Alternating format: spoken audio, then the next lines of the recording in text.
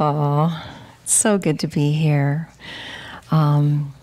This morning I'm speaking on the art of communicating and the art of communing. And true communication really happens heart to heart, doesn't it? The truest communication is really heart to heart. So I like to take a little time to help us get in touch with these precious human hearts that each one of us has. So I want to look at how we as humans communicate this morning and how we miscommunicate. I want to look at our longing for connection through communicating, and how interesting and strange our methods of communication have become in our world today. I saw a funny cartoon the other day, and it was this mom and dad huddled around their computer, and they were writing an email to their son, and the email said, "Dear Andy, how have you been? Your mother and I miss you. Please sign off your computer and come downstairs for something to eat." Love, Dad. Or do your efforts to communicate ever sound like this? "Leave me a voicemail at work so I can call your house, so you can email my BlackBerry, so I can call your cell and you can answer me on Facebook." Perhaps you know someone who is more interested in talking than listening. You know anybody like that?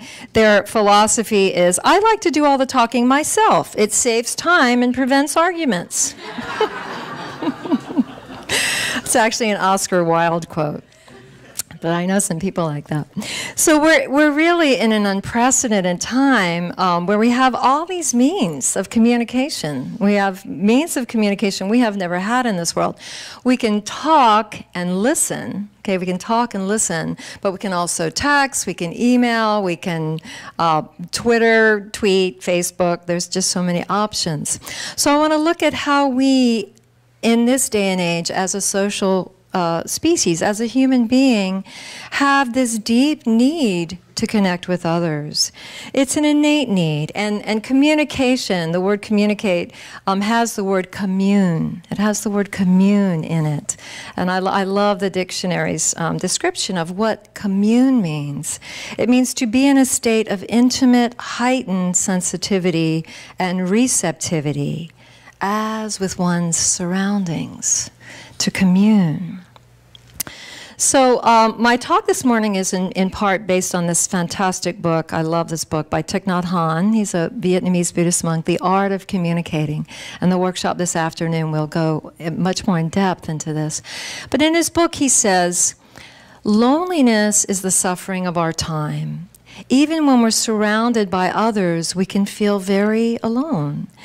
And others, even when we check our emails and texts, sending and receiving them all day long, it still doesn't reduce the loneliness we feel. We hunger for love, and yet we don't know how to generate love and connect with ourselves and connect with others." So let's look at how. I want to really look this morning at how we feel connected. How do we feel connected?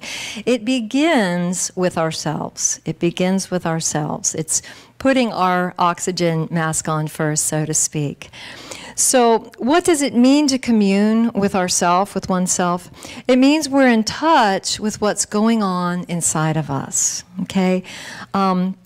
I give a lot of retreats. I just gave a retreat a few weeks ago, and I realized that, you know, people will come, and the first day they're there, they're really not in touch. A lot of them are not in touch with what's going on inside. You know, they haven't had the time or the skills or the support to really listen to what's going on inside.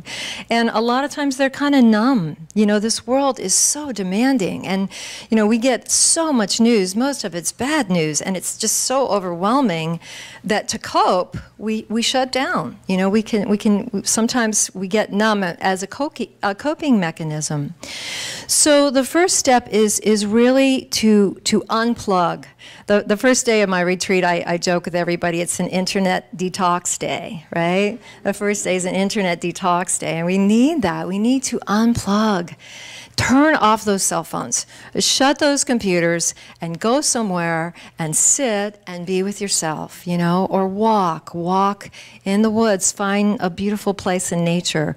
I recently, 6 months ago, moved to Ashland, and my favorite place is Lithia Park. I don't know if you've ever been to Ashland, but it's so green, and I just go there, and I just feel infused with the beauty of the green and the plants, the trees, everything's so alive, and there's a flowing creek, and I just listen to that sound, and I look at the beautiful water that flows, and I'm able to unplug, and I'm able to just really quiet down and bring mindful presence and feel the mindful presence, the awareness in myself.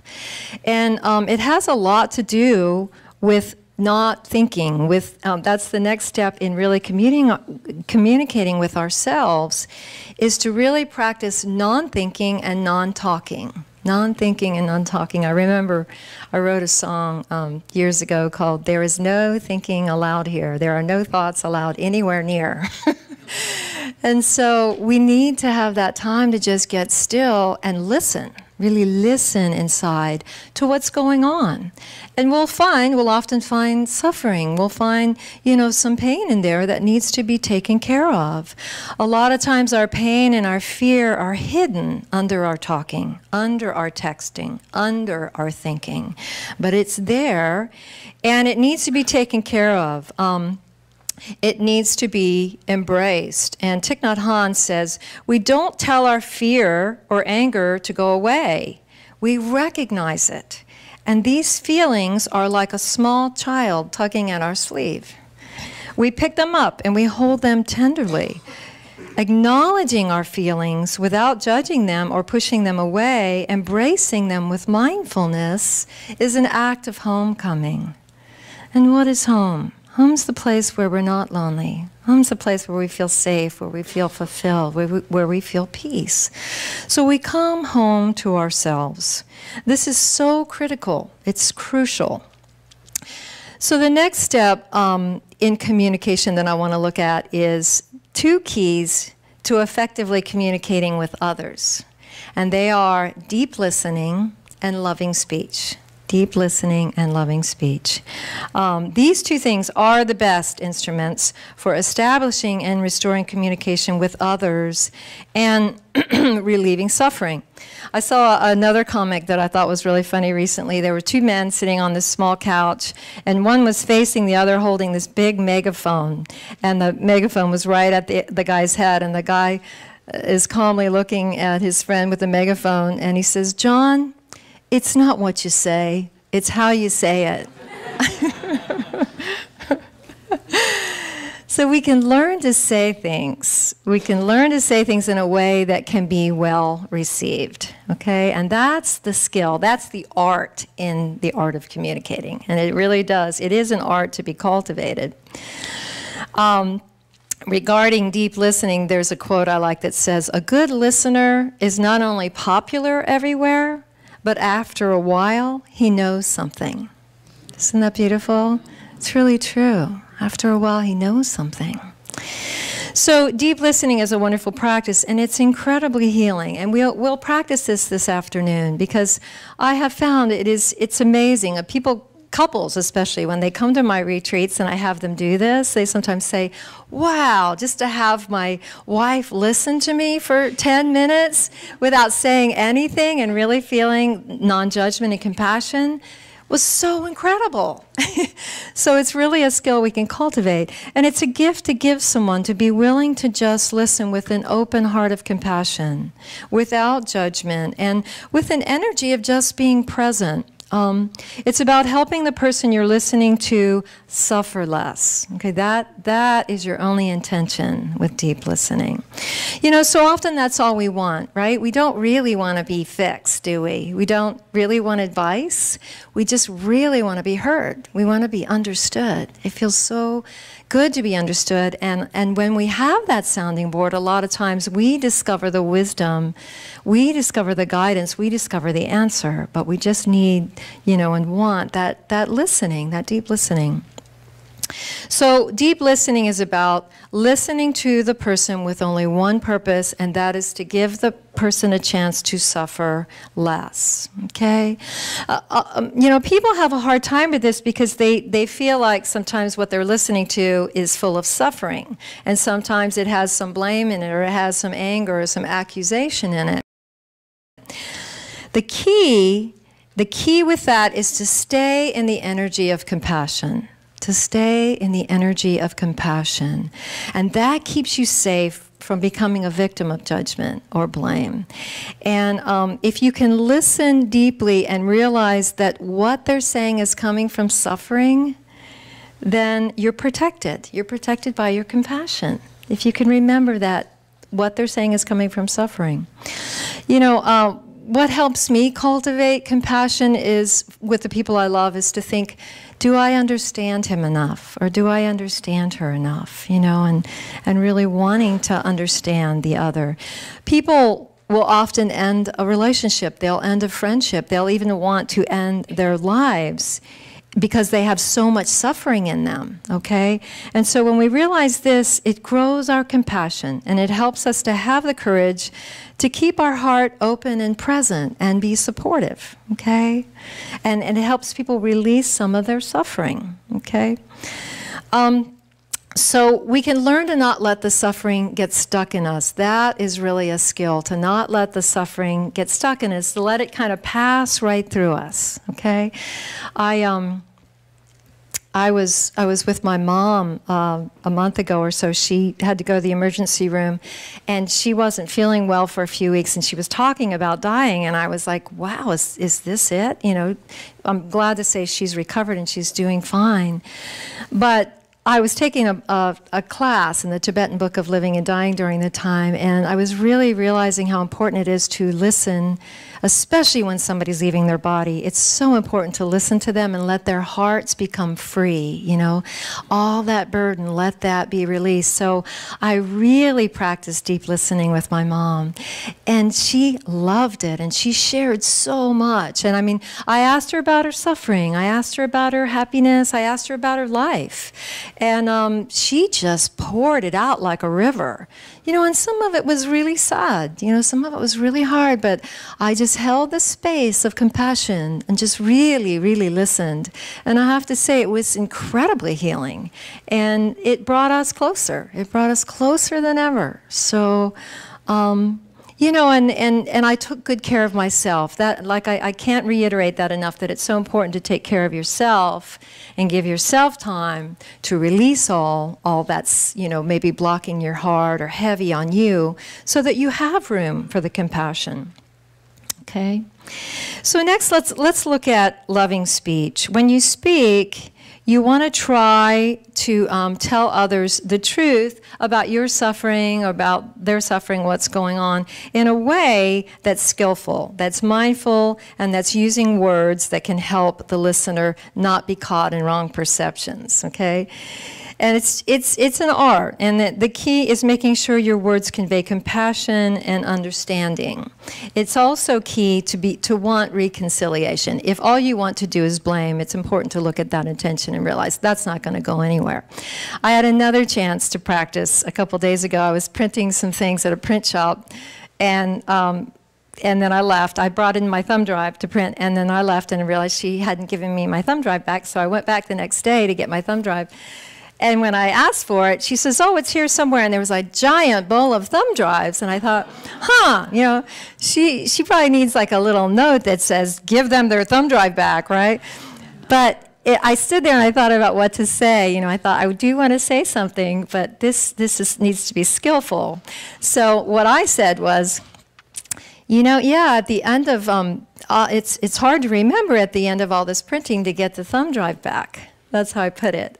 And so I kind of left it open. It's hard at the end of all this printing to get the thumb drive back. In other words, I could have gotten the thumb drive back, or you could have got the thumb drive back to me. But it just didn't blame her, and it just left it kind of open, and she received it. So, you know, it was just that mindful awareness in that moment of, how do I say this where it can really, you know, it can connect, and I can truly communicate. So, loving speech, we all know what loving speech isn't, right? We know the suffering that's brought about by wrong speech. It can cause a lot of suffering. You know, our speech, if it's unkind, untruthful, if it's violent, it can cause a lot of suffering. Right speech or loving speech is open, and it's understanding, it's compassionate, and it is about reconciliation. So let me share 4 elements of right speech that I found in the book to be really helpful. The first is to tell the truth. Okay, don't lie or turn the truth upside down. And there's a way to tell the truth where you're not threatening and others can listen. We know what that's like, and that's an art to develop. And also, we need to remember that maybe the truth, as far as we perceive it, is incomplete, or maybe it's erroneous. It's good to keep that in mind, to keep that little bit of humility there. Number 2, don't exaggerate. You know when someone exaggerates a mistake you've made and makes it 100 times worse? Anybody have that experience? So we know what that's like. So we don't try to make it more tragic to justify our perspective, okay? The third thing is be consistent. That means no double talk. That means don't tell one person one thing and one person something else to manipulate, okay? Be consistent. And then lastly, use peaceful language, refrain from speech that's abusive, violent, accusing, or judgmental. Imagine if that was a rule in our political climate that everyone followed. Wow, what a world it would be. We could mitigate a lot of damage, you know.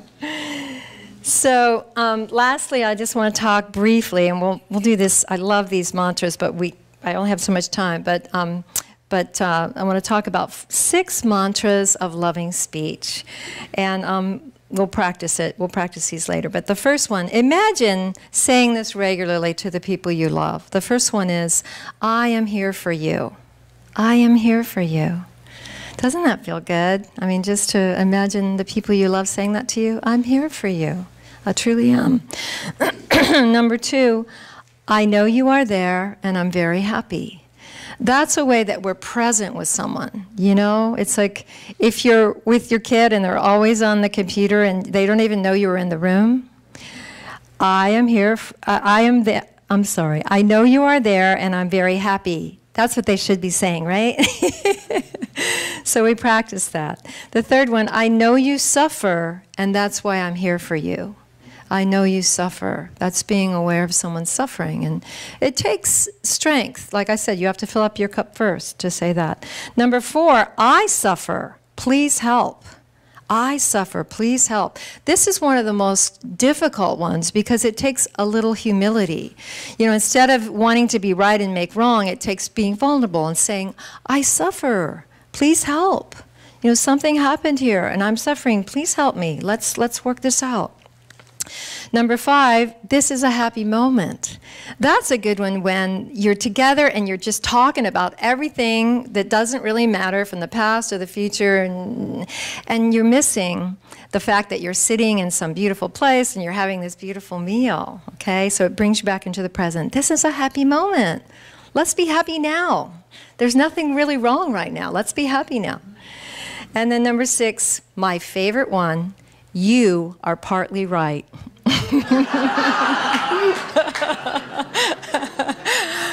Imagine, that could save a lot of relationships. If you just practice it, you are partly right. You can say it.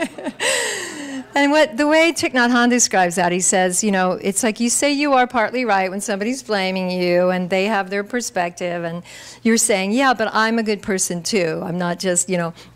And you also say it when somebody's putting you on a pedestal and making you so incredibly great, and you say, you're partly right, but I'm human, you know? You know, I'm a real person with foibles. So, in closing, may we commit to taking time every day to commune with ourselves, to commune with, when I sang that song, I'm right here in the whispering pines, to be still and get in touch with something that's deeper than thinking, that's deeper than talking, that's this incredible presence that we can be full of, okay? May we take time for that, and also to get in touch with our feelings and embrace them. Don't be afraid or ashamed of your fear, your anger. They're normal, they're natural. We're all humans, okay? We all have these feelings. The way out is through. We need to embrace those feelings, okay? And take care of them, like children tugging on the sleeve. And then commit to a practice of deep listening and loving speech. Maybe just a little bit more can go a long way in healing a relationship. Learn to communicate with compassion and understanding. It makes all the difference for creating peace, for creating kindness, for creating more love in this world. So let there be peace on earth, and let it begin with each one of us as we cultivate, refine, and become more skillful in the art of communicating. Thank you. God bless.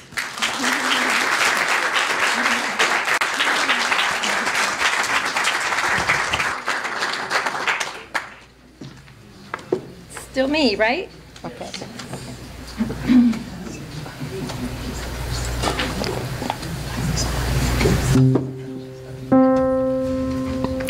Okay, so now I want to share a song with you. And this song is, Thich Nhat Hanh talks about how understanding is an aspect of love, how when we choose to be understanding and we want to understand someone, and that's a quality of love. And for me, I want to sing a song about love, because love is really my goal in life, to become more about love every day. And so plus I want us to have a little bit of fun. So last night we danced to this one, so if you're in the mood still, we can dance to it. But this is called Love Is My Religion, and it's going to bring out my little jazzier side.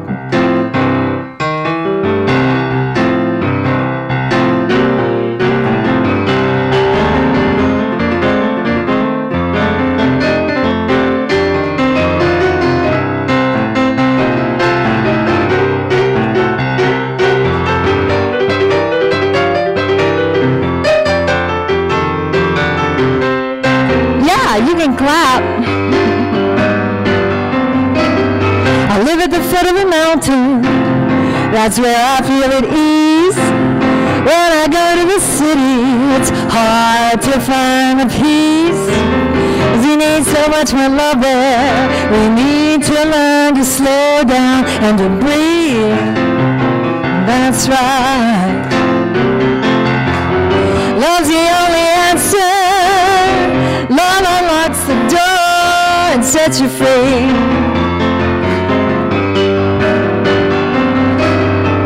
I don't own a cell phone. I don't watch TV. Some say I'm old-fashioned, but I'm so very happy. 'Cause I'm living in the moment and loving every single day of life. That's right. Love is my religion. Love is why I'm here with you, all right.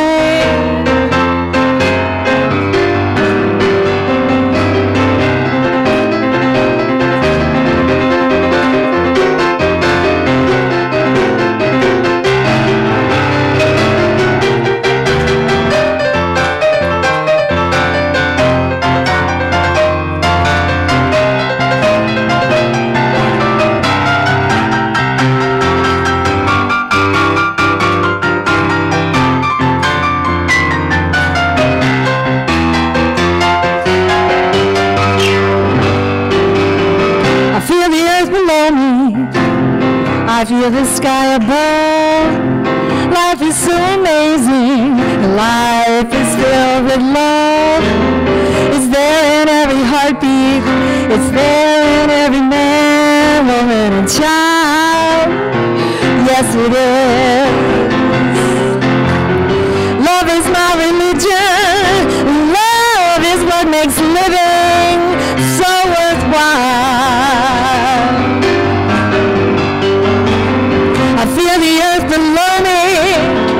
I feel the sky above. Life is so amazing.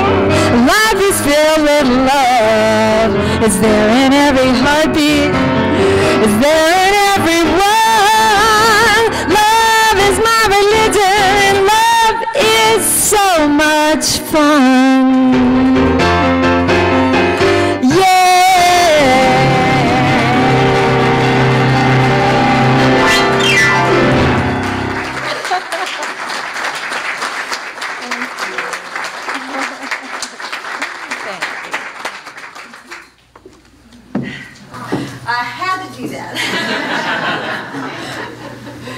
I can't make you cry the whole service.